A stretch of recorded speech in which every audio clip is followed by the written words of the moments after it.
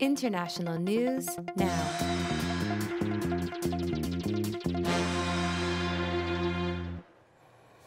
Okay, so the first news story that we're going to be examining today is the political crisis that is emerging in Germany over the difficulty of the German Chancellor, Angela Merkel, and her attempts at forming a coalition government. And just to be clear, what we mean by forming a coalition government is after an election, typically in parliamentary systems, right? And usually with electoral systems that involve a form of electoral rules called proportional representation, where parties get the proportion of seats that is roughly equivalent to the proportion of votes. Do you get a situation where multiple parties get into the legislature and then no party gets a majority? And so if there's no single party that gets a majority in the of seats in the legislature, then there's a need for a coalition government. And that simply means that you need a partner. You need to add the seats of a coalition partner to your seats so that you get over the majority, 50% plus one threshold. So that's what Angela Merkel is trying to do, form a coalition government by finding a partner to pair with, to add their seats to their share of the Bundestag, the German legislature. Now, the problems of forming this coalition government are really rooted in the elections and their results that happened last month in Germany. So let me give you a brief overview of those results, and you've got some graphics there to help follow along. So Angela Merkel's, and this is a little confusing, so we're going to use this interchangeably. Merkel's party is the Christian Democratic Union, but they have a sister party, the CSU, that is just the Bavarian regional equivalent of the CDU. Those are often fused, right? And so those two parties act as one. They had a pretty dismal result in the 2017 election, and they lost more than 8% of their vote share from the last election that was held in 2013. Now, the other major party in Germany is the Social Democratic Party, or the CPD. It also lost a significant vote share, 5%. So let's just take a step back, and why is this significant? So if you think about the CDU-CSU went from having 41% of the seats to 33% of the seats. They can't manage governmental affairs on their own, right? Because if you imagine that you have votes within the Bundestag or parliament, they can only rely on 33% of the seats within the Bundestag to vote for their proposals. In order to have a functioning government, you need to get over that 50%, right? So this is why they need to get a coalition government. They need to bargain with other party leaders, bring other parties into the coalition so they can get over that 50% threshold so they can pass legislation that they want, and they can have support from the government, from the members of the Bundestag. Right. And in Germany, there's typically a coalition government. There's rarely a single party majority government, but the closer you get to a majority, the easier it is to form a coalition because you have more clout. And so, as we'll talk about a little bit later, after 2013, they had over 49% of the share of seats in the Bundestag after the election. And so they could have, have ruled by themselves if they wanted to. They probably could have picked up the necessary votes, but they could easily just pick whatever small party they wanted to partner with. And so when you lose a bunch of votes from one election to another, it has a strong influence on what happens in the legislature. And this is interesting in a difference between the United States electoral system and the European election system. I mean, that's my thing, is electoral systems. And so you could lose votes in the United States, but in any one district, if you lose 5% of the vote, you're still going to win, usually because these are safe seats that are gerrymandered, and so these little fluctuations don't matter. But every percentage that changes in a proportional representation vote really can translate pretty quickly into significant changes in the share of seats, and then that makes a difference. And so both of the major parties lost significant vote share and lost then significant number of seats. The big winner, the biggest winner, was a party that had not been represented at all in previous elections, and it was the Alternative for Germany, or AfD, Alternative for Deutschland. It gained over 8% of the vote from its last vote share in 2013. And so it didn't make, there's a threshold, you have to get at least 5% of the vote to get any seats in the German legislature. And so it went from just under 5% to close to 13% of the vote from 2013 to 2017. And it entered the legislature as a far-right party for the first time in 50 years. And so this sent shockwaves through the German political system. And we'll talk a little bit more about how that affected all of these politics. The other big winner was the pro-business Free Democratic Party, which gained 5% over its 2013 vote share. The other parties remained about at the same level. The Green Party, the left parties, they stayed the same. And so, and I'm going to discuss this a little bit more later in this broadcast, but this election result really made the current crisis of governance more likely by introducing these new parties into the mix, and most notably the right-wing Alternative for Germany party. This party, it must be noted, was never going to really be a viable coalition partner. It wasn't going to get included in any governing coalition, but it raised the political tensions by its mere entrance into the legislature. And also, it arguably took votes away from center-right parties like the CDU and some of its traditional coalition partners.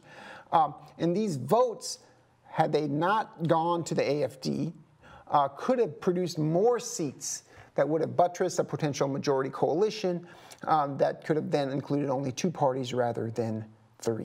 So that's how the elections played into the current coalition mess. And so in the aftermath of the elections, the CDU leader, Angela Merkel, faces an uphill battle to form a coalition government that controls a majority of the seats in the German parliament, or the Bundestag. And so we're going to show you an audio, we're going to listen to an audio clip from NPR that discusses some of these challenges now. One of the most politically stable countries in Europe is in crisis today. Angela Merkel has been Chancellor of Germany for 12 years, but her party didn't have a great showing in elections back in September. So she's been trying to build a coalition government, but those talks broke down last night. To talk this through, we are joined by NPR's Soraya Sarhadi-Nelson in Berlin. Hi, Soraya. Hi, Elise. So it's being called one of the more disastrous 24 hours in German history since World War II. Is that an exaggeration? Well, I think you'd find many Germans who say no. It's really quite the crisis here. Lots of jokes and memes, even online, where people talk about the Berlin airport, which is very controversial for its delays many, many years, being faster or coming together faster than this government was. I mean, the problem is you have 4 divergent parties. 2 of them are Merkel's conservative faction, and then you have the left-leaning Greens and the business-friendly and libertarian Free Democrats. And after 4 weeks of talks that sometimes went on 15 hours a day, they just couldn't come to an agreement. Was it just the more controversial issue of migration in Germany that led to the collapse of these talks? Well, that's certainly what dragged it out for a long time. It's one of the key issues. But there was also a lot of political drama in the sense of when it came to the Free Democrats, which were the ones that actually ended the talks. Their leader, Christian Lindner, just walked out and said, you know, this group of people who are getting together to form a government, they just don't have a modernized German in their future. They can't even form a coalition. So the German president now has several options, including calling a new election. What does he plan to do? Well, the first thing he did was lecture the other parties, the 4 parties, about putting their own interests aside and for them to think of the country. He, like others, are trying to avoid new elections, in part because everyone is concerned here about frustrated voters ending up sending more right-wing populists to the parliament. So he's going to meet with leaders of these 4 parties that were supposed to form the coalition to see if they can be persuaded to go back to the negotiating table. But he also could name Merkel, Chancellor Merkel, to be be in charge of a government that only has a minority of MPs in parliament. And some commentators here are saying Merkel would just have to get used to bargaining like an American president does with Congress, rather than always having a majority on any issue she wants to pass. And what is Angela Merkel saying now about leading a government without a majority of lawmakers behind her? Well, Merkel says she told public broadcaster ARD that she'll listen to what the president has to say about a minority government. Ich will heute nicht und niemals sagen, aber ich bin sehr skeptisch und glaube, she says she's rather skeptical and she would prefer new elections. But she also says she agrees with the president that it's not ideal to throw the ball back in the voters' court. Germany has been a beacon of stability for the U.S. and Europe. Is this going to change? Well, for now, certainly Germany is going to be very focused on itself because it has to get a government in place. I mean, at the moment, no policy is being made. There's a lame duck government in charge, and it's very, very difficult for Germans who are incredibly frustrated. But what's going to happen afterwards is going to depend on who ends up being chancellor, because it could very well not be Merkel if this crisis isn't resolved. All right, we'll trust you to keep an eye on it. NPR's Soraya Sarhadi Nelson in Berlin. Soraya, thanks. You're welcome, Elise. All right, so let me make a couple of quick points here. First, the most likely coalition appeared to be a three-party coalition between Merkel's CDU, the FDP, and the Green parties. However, the FDP ended these negotiations on November 19th after disagreements with the Green Party over policy. The FDP leader said that the parties could not bridge their policy differences and did not have a basis of trust to rule together on a shared idea of governing. He said, quote, "It's better not to govern than to govern badly." So both Merkel and the Green Party blamed the FDP for the breakdown in the negotiations. They claimed the parties were close to a deal on policy differences before the FDP walked out on the talks. Sound familiar? So after those talks collapsed, Merkel basically had three options. So number one, she could rule with a minority government, but this is a very unstable arrangement that usually includes some sort of agreement that supportive parties will promise to vote with the largest party, in this case the CDU-CSU, to ensure that it has a majority of votes on key issues. Such assurances, though, are often fragile and easily broken. Now, this would have worked after the 2013 election because they had 49% of the vote, but they need way too many votes to do that, it seems. So. Second, Merkel could push for new elections, but in public comments after the collapse talks with the FDP and Green parties, she said she preferred to hold new elections to the prospect of ruling in a minority government. The problem with this scenario is that new elections could produce uncertainty and could simply reduce the same result as the previous election or make it worse. In fact, opinion polls in Germany suggest that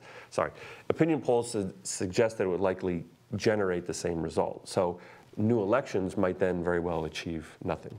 There was a news story I just saw this morning that suggested that the AfD actually might get rewarded in a new election, and so it could make things worse by growing this anti-establishment far-right party at the cost of who knows what, but you know, the pattern suggests at the cost of the two main parties, and so that would definitely make it complicate things, right? And the third is the CDU-CSU could form a grand coalition with the second largest party, the SPD. In fact, Germany has been ruled under a grand coalition between the CDU and SPD for 4 years after the 2005 election, and again from 2013 to 2017, just prior to the most recent elections. So this is a normal thing that has happened, at least under the Merkel years. And, however, though, the SPD originally rejected the Grand Coalition because it didn't want to be a junior partner to the CDU again. And similar to the CDU, the SPD lost a large proportion of its vote share in the latest election, and some within that party attribute those losses to partnering with the CDU in a coalition government from 2013 to 2017, and thus sharing responsibility for some of its unpopular policies.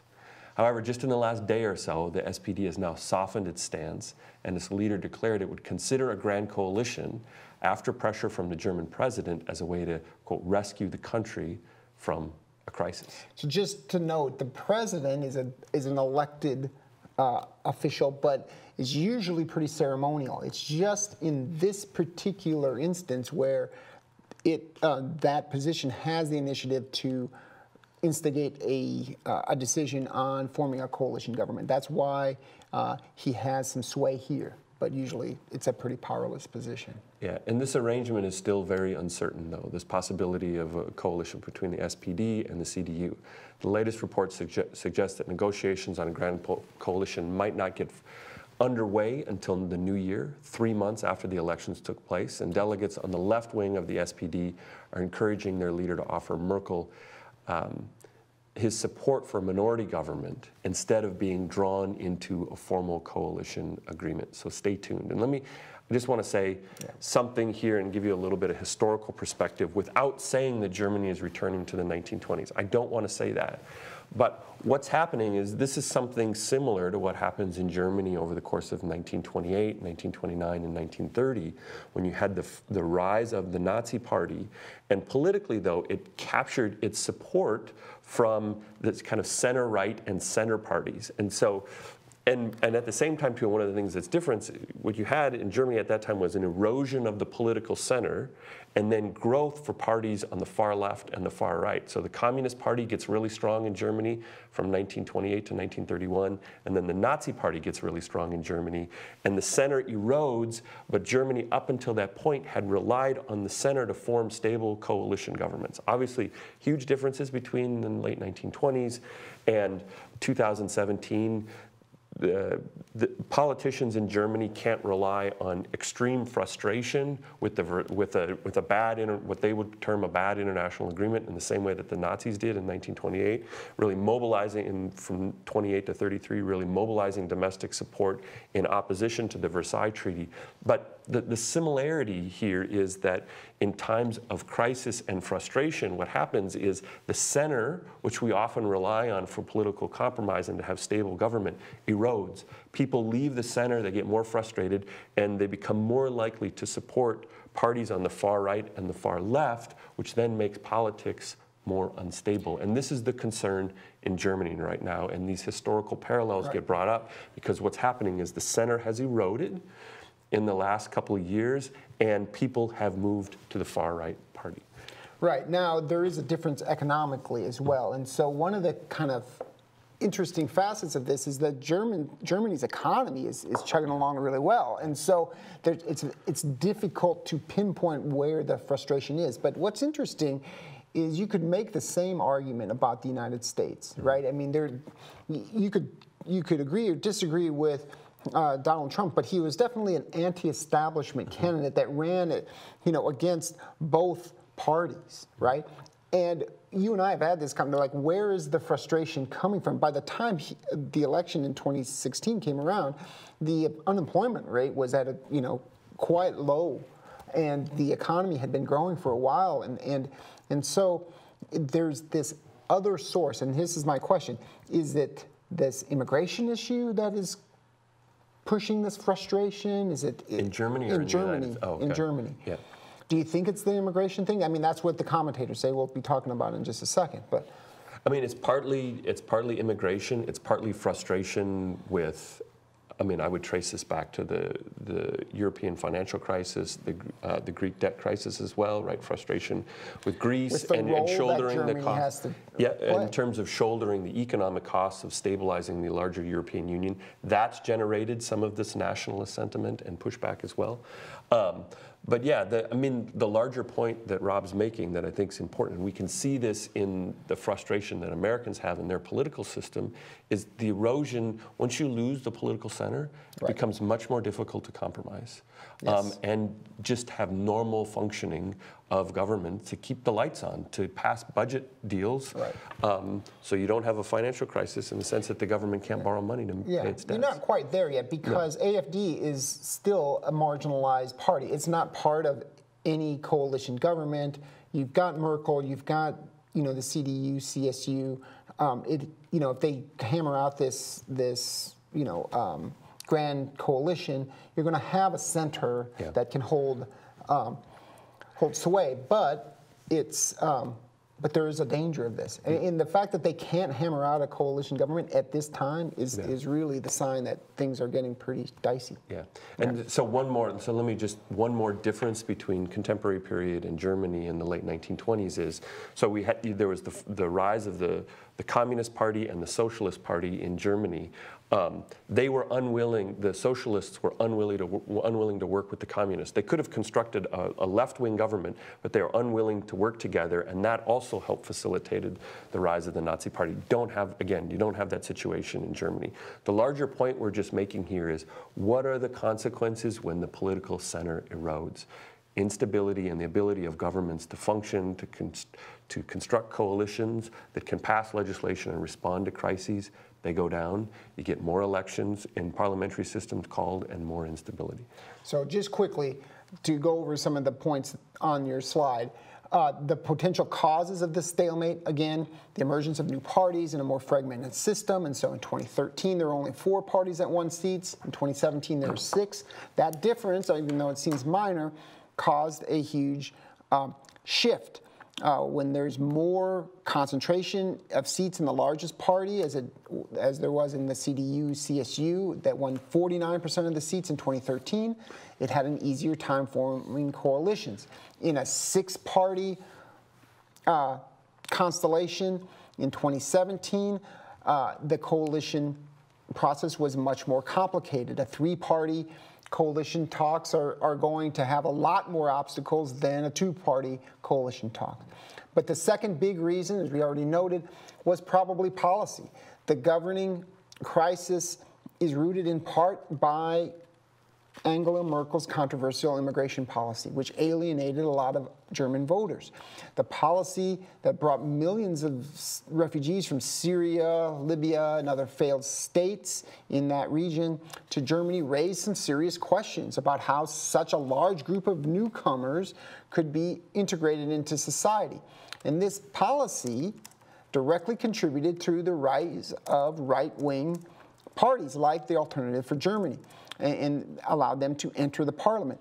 The AfD ran on something that could be analogous to a nationalist platform that played on deep anxieties and resentments, particularly in the former communist East Germany, about a multicultural Germany that could permanently lose some sort of ambiguous form of core German identity and values.